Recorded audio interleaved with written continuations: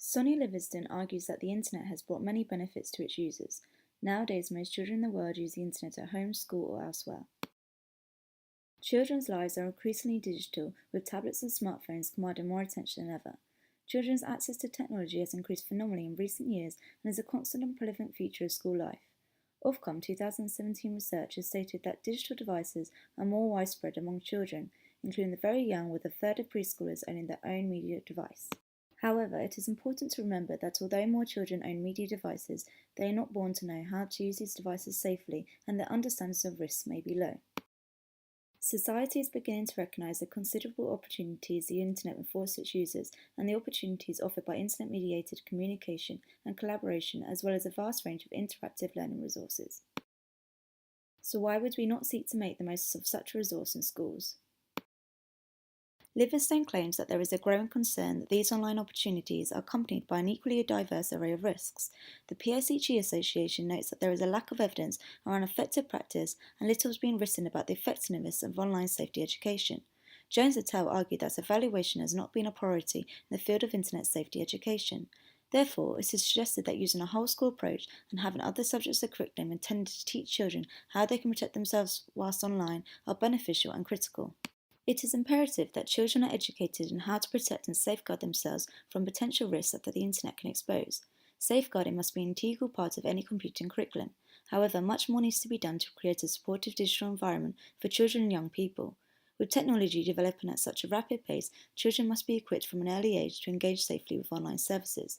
The Children's Commissioner claims that children from a young age are not being taught the social elements of life online, and therefore believes that we are filling in our fundamental responsibility as adults to give children the tools to be agents of their own lives.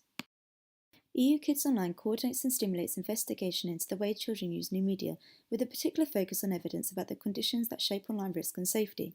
It indicates three main areas that the internet can pose great risks if not used safely, these being contact, and conduct.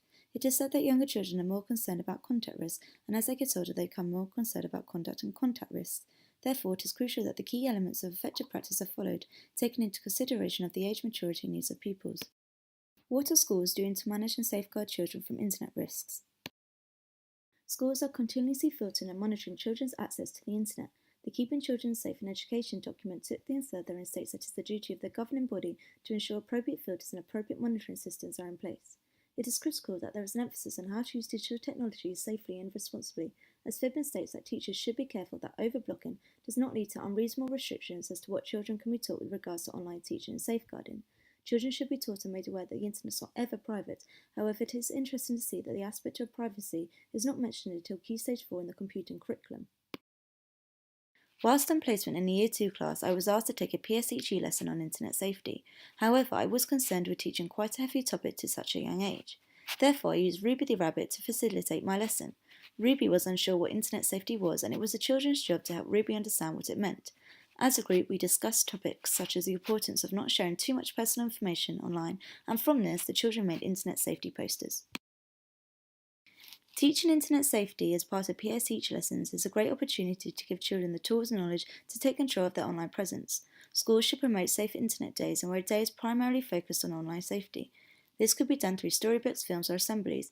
It is important that all staff have a solid understanding of the issues associated with online safety, as the PSHE Association emphasises that unless the good practice is in place, it may have little impact.